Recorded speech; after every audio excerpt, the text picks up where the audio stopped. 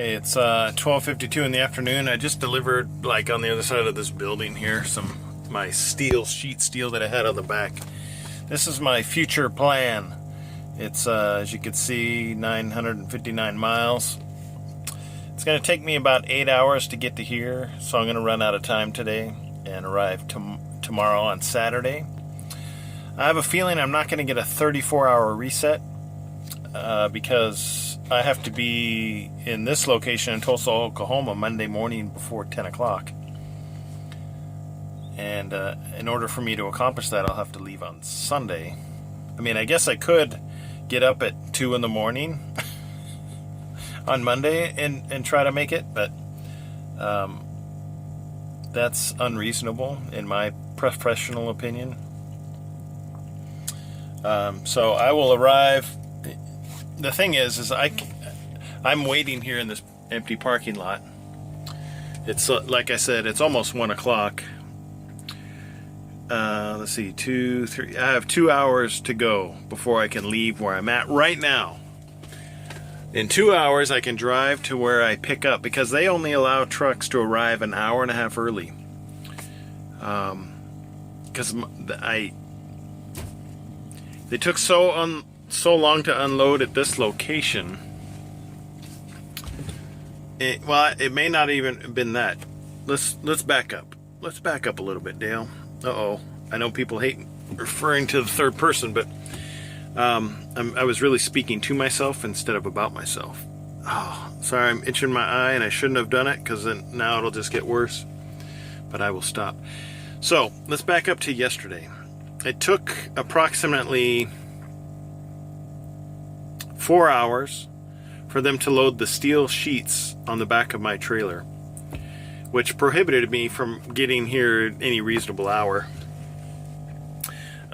Apparently the top sheet on these 10 stacks of sheet steel had rust on it, so they had to clean each one. But I guess they decided to do that after I arrived and was parked in the loading bay. And they're looking at the stuff they're going to put on my truck, and they're like, hey, we've got to, sorry, this is going to take a while because we have to remove the rust on the top sheet of each stack.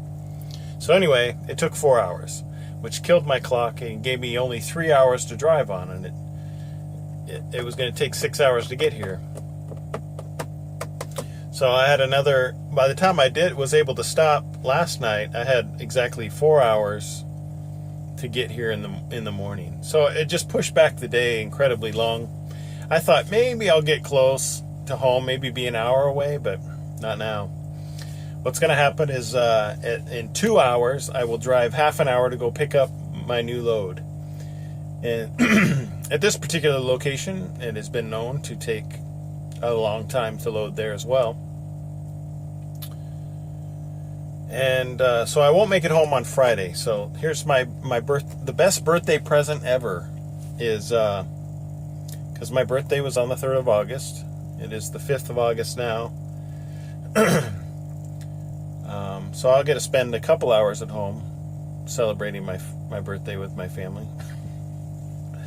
I will arrive some point on Saturday. I'm going to guess around noontime. That's my guess. Because I could... Yeah, that's my guess. I might make it out of Ohio. I'm near Cleveland right now, as you can see on the map indicator. If it focuses correctly, I'm up near Cleveland, and I hope to hit the Indiana border. I think it takes like it'll take me it should take me about 4 hours once I hit Indiana to get to Madison. So, because it's about an 8-hour drive. So if I can get,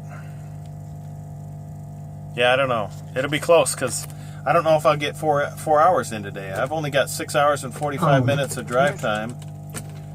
And let's go to hours.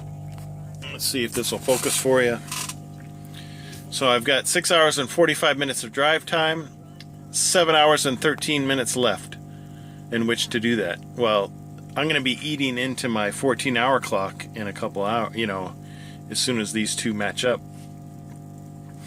So 7, 5. So So if I'm lucky, I'll have 3 hours. So if I'm lucky, I'll have 3 hours in which I can drive from Cleveland, Ohio. Sorry, it's not focusing, to somewhere around Columbus. I might make it to the other side of Columbus. There is a rest stop there. I wish it would focus, because there we go. So I might make it to the other side of Columbus. So if I do that, I get up at 6 a.m. and this is Eastern time, so because I'll probably be able to drive until around 8 p.m.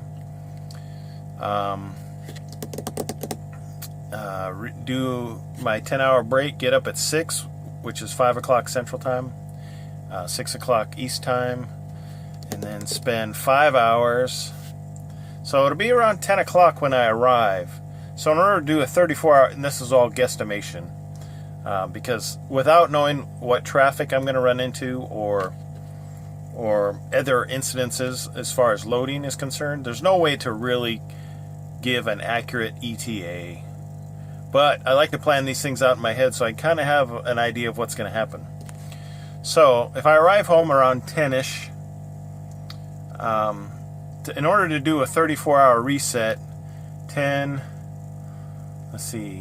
o'clock on Saturday is 24 hours, 10, 12, 1, 2, 3, 4, 5, 6, 7, 8 p.m. on Sunday would give me a 34-hour reset. But I have to drive from Madison. I have to be in Tulsa, Oklahoma. Even though it's got an open appointment time, Maverick has what we call the 10 o'clock rule. You have to be at your Monday appointment by 10 o'clock, regardless of the open appointment time. Unless it has a specific time. Let's say it said they had a specific time of 2 o'clock. Well, then I would have to leave.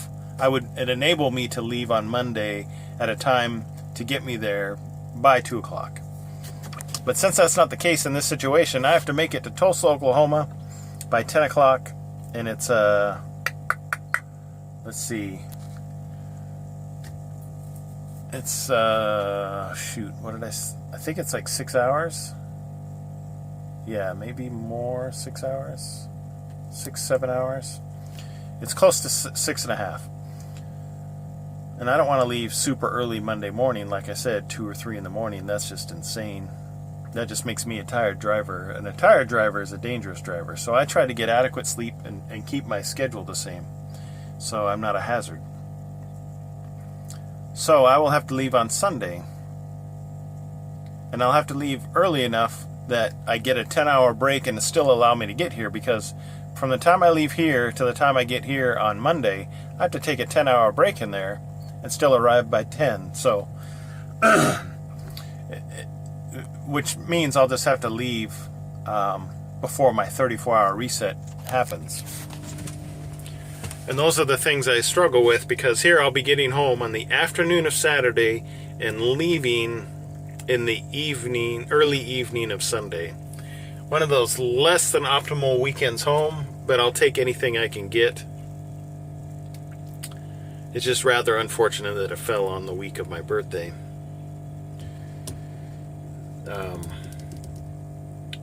Yeah. One of these days, I think I need to do some road footage and just play some really depressing music, and then everybody will have an idea of what it's like to be a real truck driver. Because not only are you dealing with the known structure of your work cycle, you're having to live a life, hey, come work, live by yourself for long periods of time as a hermit, and then every once in a while you'll get to go home. I'm still happy that I chose Maverick Transportation, because they've lived up to what they said they would do. And I get home almost every weekend. I get home, and some weekends are really good. Some are shorter than others, but I'm still I'm not even going to consider another over-the-road trucking company, because what's the point? They're not going to get better than this, and I doubt there might be some out there that pay a little bit more, but they'd be hard to find and get me home every weekend. I just don't see it happening. Hold on. I had to pause there for a second, because my camera, which I really need to do a frequently asked questions video. Because everybody asks me, hey, what's this special program? Or how am I filming my window? It's my phone. It's in the video description. Why do people not know how to look at video descriptions?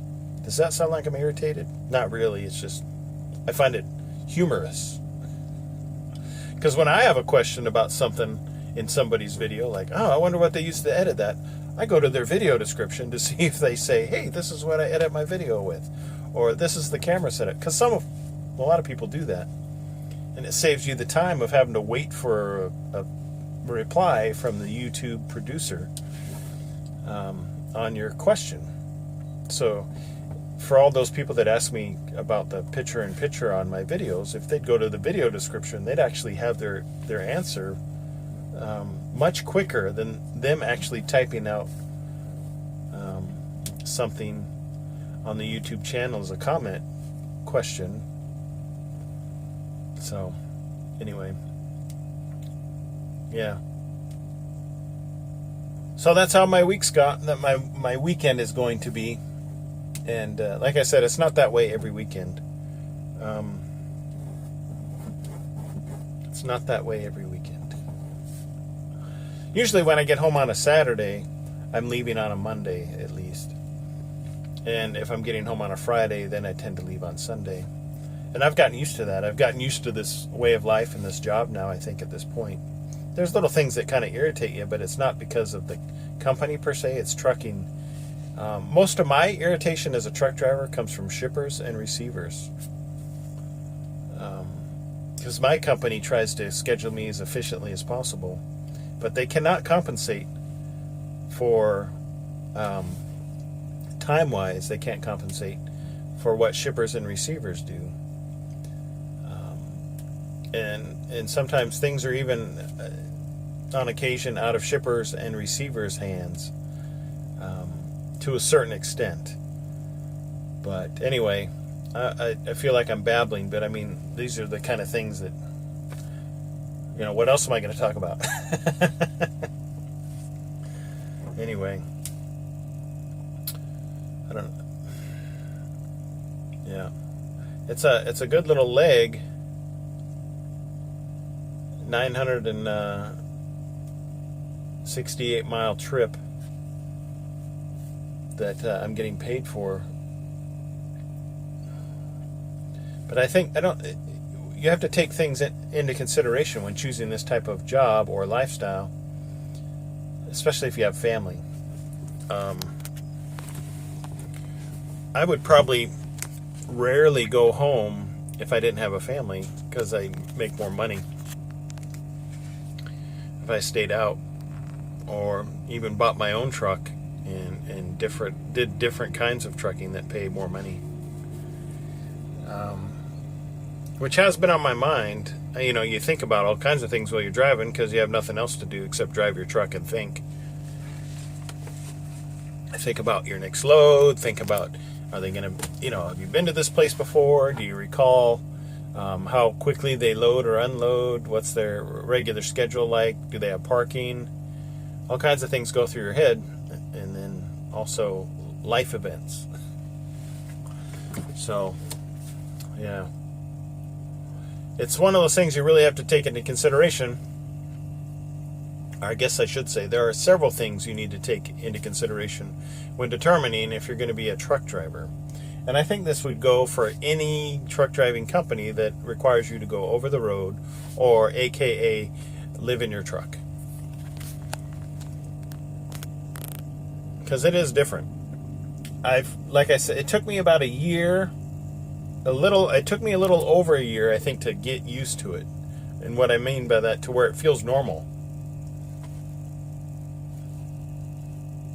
I don't know if that's a good thing or a bad thing, but I mean, when I come to work now, it's not wondering when I'm going to get home anymore. Well, it kind of is, but it's not. I don't know. It just feels normal. I don't know how any other way to describe it than that. Luckily, I have GPS because it shows on the map exactly where I'm at. So if I say the state wrong, or the city wrong, or the borders wrong, because I guess yeah, there's nothing I can do to get this to focus unless it decides to do it on its own. I know there are lots of people that like to provide ideas, but none of them work. I delivered some building parts. Guess I shouldn't have stuck my finger in there. I delivered some building parts here in West Virginia, and I said it was on the West Virginia-Indiana border, but it was really the Ohio border. I was thinking Indiana for some reason. This right here is the secret, beautiful location of this area of the world, and a lot of West Virginia. Though I'd never want to live there because it's hot and humid.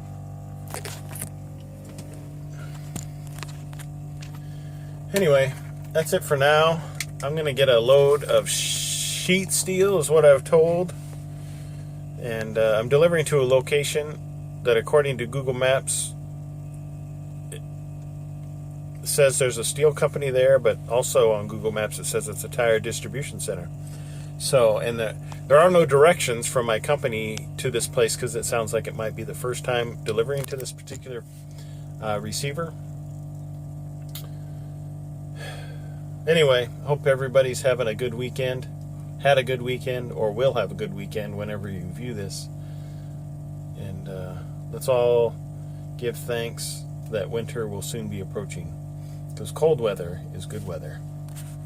It's 8 o'clock Eastern time. I'm still in Ohio. I'm north of Columbus.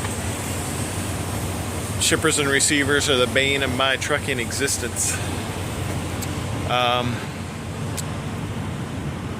Let's see, I haven't done this in a while, you know, like showed the load.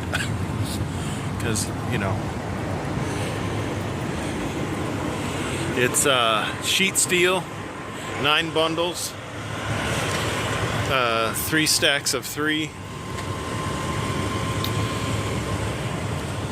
It almost seems like the center one is a little bit shorter, and there may be less sheets of steel stacked on one of the pallets.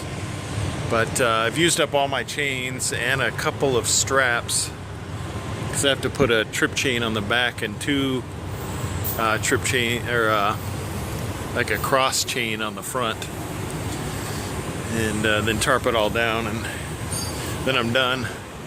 But it's raining on and off kind of heavily. I'll be home probably around, I don't know, 1 or 2 o'clock, because I still got 7.5 hours to go to get home. So I'll spend about 24 hours home and then be on the road again. Crazy, crazy, crazy. But every once in a while you get a bad week like this, where I get kind of a crappy weekend, but I don't blame my company. I blame shippers and receivers. You know, horrible, you know, if shippers and receivers were all on the ball, I'd probably get like 3,000 miles a week. Oh well. I can't force them to do their job any better than what they do. But I'm at a pilot next to that water tower, so go to Google Earth, find that water tower, then you'll know where I'm at. Good night.